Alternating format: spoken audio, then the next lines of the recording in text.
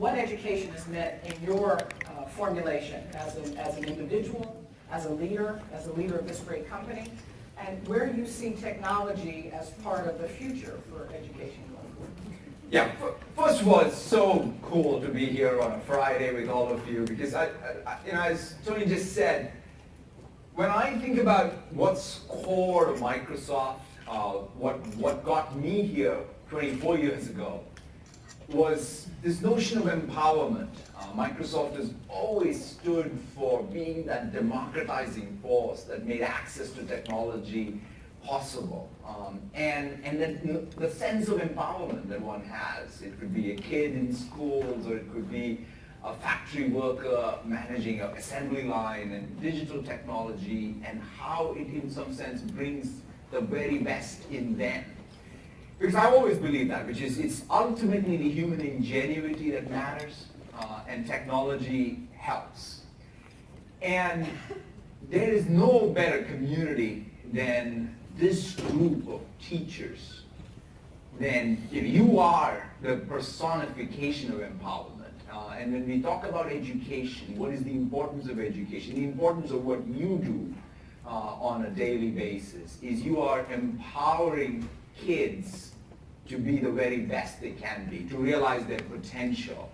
And I think in the intro remarks you were making, you were thanking them for the service that they do to humankind. And I want to start by echoing that, because I think what you do is perhaps the most important thing that one can find in any profession, which is change lives in a very profound way, and you get them started very early on. And so to me, it's meant a lot. I like to think about myself as a lifelong learner. It's been, in fact, if anything, that's been my dad. I remember telling me a long time ago, I think after I did very badly in some exam, saying, don't worry, there will be one more. And that helped, knowing that there is no such thing as you finish your exams and you're done. And lately, one of the things that I have talked about, and you heard me talk about, in fact, comes from someone who's actually thought about this in the context of education. There's a psychologist at Stanford, Carol Dweck. She's written a book called Mindset, which I'm sure all of you are much more familiar with than I am. But I mean, it's changed my own perspective, because I think having that growth mindset makes all the difference. So when we talk about even the transformation inside of Microsoft, it's not just technology. We'll talk a lot more, I'm sure, about technology, but it's as much about the individual mindsets and having that growth mindset. And the way I can attribute it very clearly, my mom was a teacher, and I can clearly attribute my own approach to life to the teachers who influenced me through my life. And so it means a lot, and so therefore it's fantastic to be here with you all. Thank you, Satya. And so we both have parents that were teachers, and so you know the pressure when your mother's the teacher that you need to get the best grades in the class. You will hear about it in the evening as well. But achieving more is part of where we're going with this empowerment. And it's interesting, as I said, I've worked for a number of companies, and to be with Microsoft, we have a CEO who's put a bold challenge out that we're going to empower every person on the planet. Let's talk about that in the context of the technology that we are building and refining. You are traveling the world, you have a global perspective, we're a global company, and you've got 87 countries represented here, Satya, so we have our own United Nations here. Let me just ask you, what do you see are the key trends that are happening in the education space, as well as the technology that are driving? I mean, I think in terms of the changes that are being brought about by digital technology broadly are perhaps more profound than ever in our history, because I think of all of computing as having had three phases.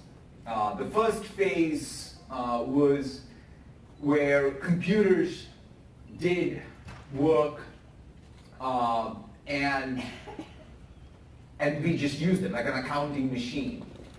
The second phase was computers helped us do work. And I think we are now really reaching a phase of computing where computers are, in fact, going to augment our work. That's how I look at it. I don't think we'll ever get to the stage of replacement. There's definitely going to be, with all technologies from the steam engine to today or the wheel to today, there's always going to be displacement. But the more important place we're ending up is, what's technology doing to our lives, be it at home or at school or at work, and how is it augmenting the experience? And take education. It's just stunning to me now. I sign up for every MOOC that is available, except that I never finish anything, but nevertheless, it is just amazing to see the access. Let's just start with that. The access to content is everywhere. I remember when I first signed up for the first MOOC, I did, in fact, hardly finish it, but one of the most fascinating things I found was the discussion threads on the MOOC. So it's the student participation, and the student participation was from all over the world. So the entire instruction and how one goes about that is changing. I had a chance to visit a local school district recently, the Sammamish School District. We at Microsoft have been obsessed about pens. Bill in particular, because Bill doodles, I don't know if you know that, but he kind of brings this thing and he's a big doodler. And he loves inking, and we've always been fond of digital inking and tried to push that. And when I went to that school and saw kids use OneNote, the teachers enabled OneNote in the classroom, and what it could mean, because now there's all kinds of research which I think you know more about than I do in terms of how important writing is to learning. And to be able to see that, which is a change in input-output in a digital technology, and what it could mean to learning, is huge. I have a kid with some learning issues, and one of the things and fine motor skills.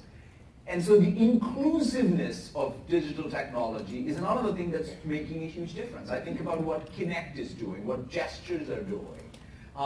And to be able to sort of fundamentally now even use technology to make education not just accessible to the people who can learn, but also change what learning means to those who have, let's say, learning issues. So I think that fundamental shift that I think we can achieve in what we do, or you do as educators through technologies that we provide, is just very, very profound.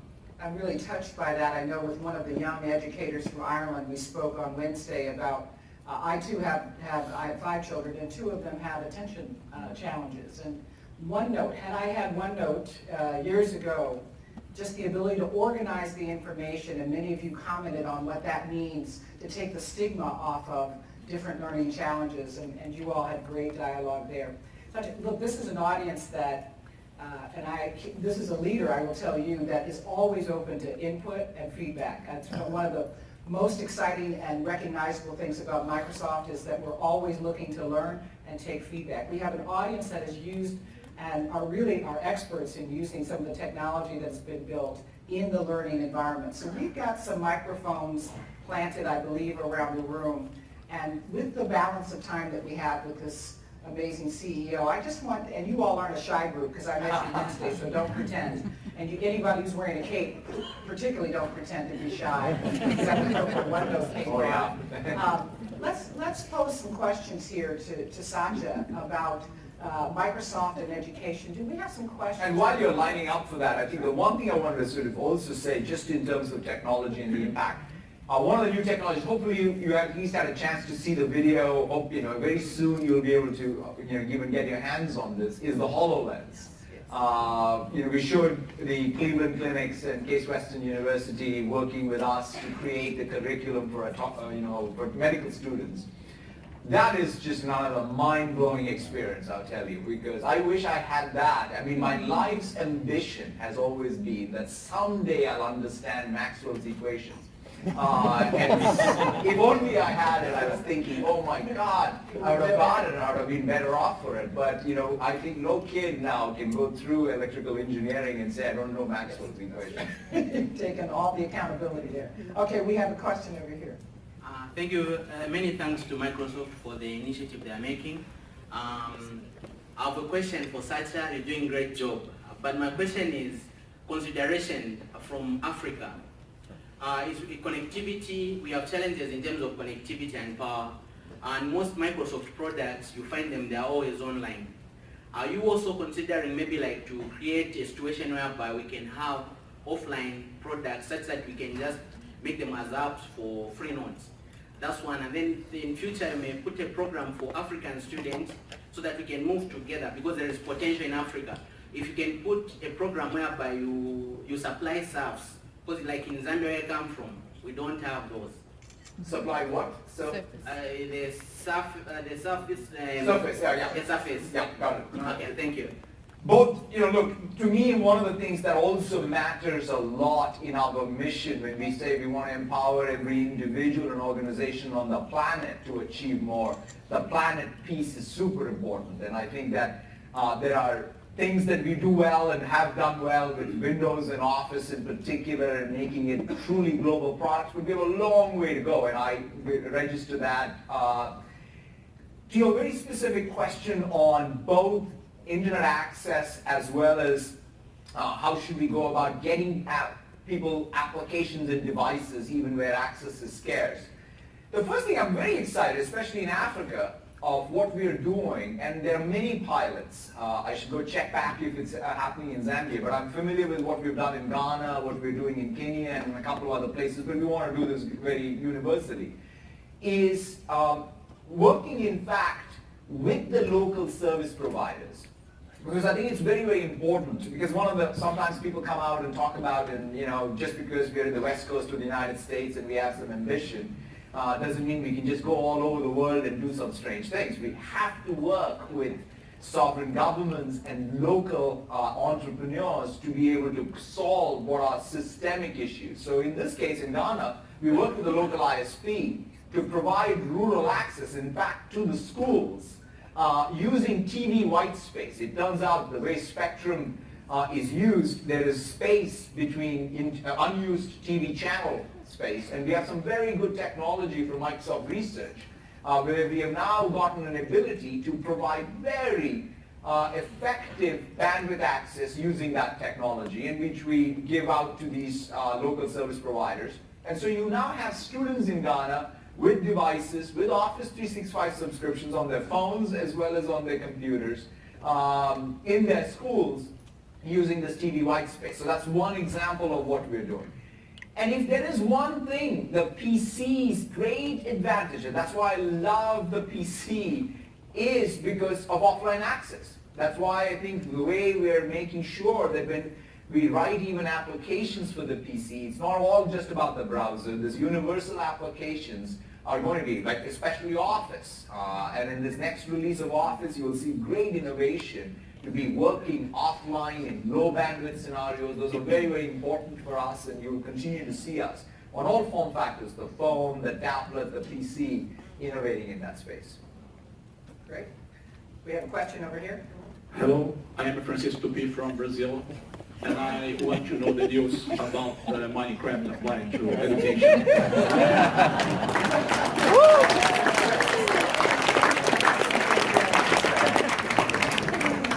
Look, I am so thrilled about Minecraft. Believe me, when I grew up in our enterprise business, and when I became CEO, and when I was said, the first acquisition that you're going to do is what? Minecraft, and it was fascinating. Most people sort of thought that that is not the place where we're going. It's just been amazing. In fact, the reason why I love what Minecraft can do in education is because it's not just a hit game, which it is, but it is an open world. It truly is perhaps the most approachable way for anyone to express themselves and learn what it means to code and be creative and collaborate and all of the things that we want kids to do. And so to me, we are very committed to taking Minecraft and making it a first-class part of what we do, just like what we're doing with OneNote or Skype for Classroom or Sway or any one of the innovations in Office. To me, Minecraft is as much part of it. We've done other things in the past, and today also we have Project Spark in the Xbox, which is about building games. We've done a language called Kudo, or an IDE like Kudo. But we now want to bring all of those things to focus in the context of Minecraft. And so I'm really looking forward to it. We have a special program around, obviously, Minecraft for education. And so I'm looking forward to it. In this community, you can help us get it right. You can give us feedback on how that should work, how should it get to be important, what is the curriculum that goes with it that in fact can introduce kids to the different aspects of STEM education. But one of the other things that I also find is, I'm not exactly clear about the details, but Minecraft's not just a boys' game. In fact, my girls play it, and that's another big part of what I want us to be able to do, because I do believe, especially in computer science, when I think about the curriculum of computer science, in fact, I had this discussion with my daughter. I said, hey, what are you doing in your comp science class? And she says, oh, the projects are boring. But I think we all collectively have the challenge of how do we design the projects such that they really attract more girls to computer science. Or to STEM in general. It's sort of more our challenge versus their challenge. So that's one of the other places where I am, because it's an open world, you can see, it's not just about a game, but you can build whatever it is that's inspiring to you. Great. I know we have some students in the room as well. Do we have a question right here? I see. There we go. Hi, I'm Ben from New Zealand, and we're from a really isolated part of the country, of the world, I should say. And I'd like to give my students a global perspective. I'm just wondering, from your point of view, what I should be telling my students if they are interested in working in the tech industry, like the campus here in Seattle or elsewhere where it's really thriving. I think that one of the things that I would say is the tech industry has its own coolness. I mean, after all, I'm part of that. It's great to be building products, innovating products, but I think we're at a stage where quote-unquote technology, and in particular I'll say software, and the impact it's having broadly in every walk of life. Take your own walk of life. I mean, take education, take healthcare, take banking, take energy, manufacturing. There is not a walk of life or a vertical industry or a country that's not fundamentally changing because of what software is empowering. So one of the reasons why, it's not like, oh, you want to do STEM or you want to do computer science only to go work in the tech industry. In fact, you want to do it because you're going to change medicine, you're going to change energy, you're going to change what have you. That's, I think, the spirit. So in some sense, I also see it, by the way, in terms of New Zealand is a hotbed of tech. In fact, I bought a company recently from New Zealand. Because, take New Zealand. There's nothing stopping a kid from New Zealand now going up onto our Azure cloud, using some of the tools, building the next big thing. And so that's the other thing. So it's a global phenomenon. It's no longer both because of what's happening with risk capital and the fact that the cost to do something big, which global reach, has come down drastically. It's the most empowering thing that has ever happened. So that would be the other message, which is you can be right there and be, one, connected to the world, and two, you can change the world. And you can pick the field you want, and you can. And so to me, those probably at least resonate with me when I think about what can be done. And that's why even the curriculums that I'm most fascinated by are these interdisciplinary curriculums nowadays. And when I look at kids, I mean, I just am so surprised when I talk to the college kids that I interview and so on. I don't even know whether I should be calling them kids anymore. I learn from them. But nevertheless, they talk about all their majors, and I said, like, wow, I feel I'm such an underperformer, which is, I hardly know even the majors they're talking about, but that's what's happening. Thank you. Other question? I'm sorry, back here to the, yes. Oh, I'm sorry, do we have one here as well? Oh, sorry, go ahead, you go ahead first. Hi, I'm Scott, 15 years old from Redmond Prep High School in Renton, obviously. At my high school, we use some of the products such as OneNote we're to learn about philosophy. What do you think about the new developments of OneNote and its possibilities to teach younger kids, such as first graders or kindergartners, about philosophy? About philosophy, man. That's an easy question. Look, I think, to me, we can go on philosophy. I've not thought about it. All I can say is the only philosophy that I know is that it's a consolation. Right? I mean, that's really, the reason why I think everything is about the art of formulating things as questions is the beginning of philosophy. And so if OneNote can become the organizer for you to be able to ask the fundamental hard questions and keep track of them. And speaking of that, like there was this biography I read growing up of a person who ultimately went on to win the Nobel Prize in Economics out of Carnegie Mellon. His name was Herbert Simon. And the thing is, he was the father of artificial intelligence.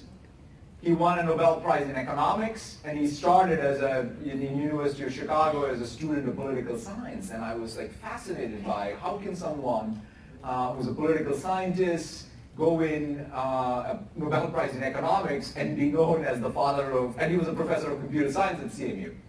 And then it turned out he asked himself one question, and he pulled that thread throughout his life, which was how do humans make decisions? And so you can see that, right? You ask such one fundamental question, how do humans make decisions? You first think about it as, oh, it's a political process or a social process. And then you go pull the thread a little more and you'll say, oh, it's about economics because it's about incentives. And then you say, oh, it is something that you can actually, you're programmed to do it. It's artificial intelligence. So to me, thinking and any tool that enables you to ask the hard questions and think is what I believe all of what we're trying to get done inside of the tools to create, tools to collaborate, tools like OneNote to keep track of things, I think help. But it's that curiosity and asking the hard questions, which I think is what's going to teach anyone philosophy as opposed to anything from a CEO like me. I think we had a question back in this area. Oh, listen here. Sorry, we'll try to work around maybe a couple more. Good afternoon, sir. I'm from India. I just have two dreams of incorporating translator within OneNote, because without the translator, we need to go for online and translate the content from Tamil, also English to Tamil, because all the available contents are in English. When we bring it to OneNote, again we need to take it to online for translating it. If we incorporate that, absolutely. That would be nice. Absolutely. So we don't have translate as a verb on right click. That's interesting. I mean, I would have thought we would have had one more dream is I have bought an Xbox by paying much of money, but I could not find out much of learning games online. Minecraft. If my dream come true. Yeah. Thank you. No, but it's a good point. One of the things I always think about is Xbox and learning curriculum. One of the things that's happening in Xbox, by the way, is we're opening up the platform. You know, it's a very curated platform with a different set of processes for how you got it. But I think that once we open up Xbox, I believe it can fundamentally change what people build in terms of content for it. The one place where I have seen it used again is in fact in these contexts of how do we make learning more inclusive, especially with the Kinect, especially with anyone who's got fine motor skills. There are a lot of things you can do with gestures, but your point is well taken. I think we have maybe one last one here. Thank you. My name is Irina. I'm from Ukraine. The main idea of Project The Teacher had been creating at this forum was brave, courage, leadership. What does it mean to you? The project. So can I? Yeah, I think you were asking, you were saying bravery, courage, and leadership? Leadership. Okay, and what do those words mean to Satya? Oh, okay, great. I mean, I was told about the entire conference being about courage and bravery, and it's sort of something that I think a lot about. In fact, I've used this even, lo and behold, in our earnings calls, which is that line from Nietzsche about courage in the face of reality has always stood out for me as something that I think each one of us actually exhibits on a daily basis, because I think the human condition is that, right? Which is each one of us are human, and we make progress, we strive by showing courage in the face of reality. But the one thing that I've now come to realize, perhaps that is more powerful for each one of us, is showing courage in the face of opportunity. Of course we show courage in the face of reality, but as we see what we can do, as it relates especially to transforming, empowering others, and especially as teachers, that's what you're doing, right? Which is you are looking at opportunity every morning that walks into your classroom, and you're showing courage in face of that. Because in some sense, you are shaping the future of your society, your community, your country. And to me, that perhaps captures it. And I think having a conference like this themed around bravery and courage is just fantastic to see. Well, thank you. We're going to have to wrap this. I know there's so many other great questions here. Please join me in thanking our CEO.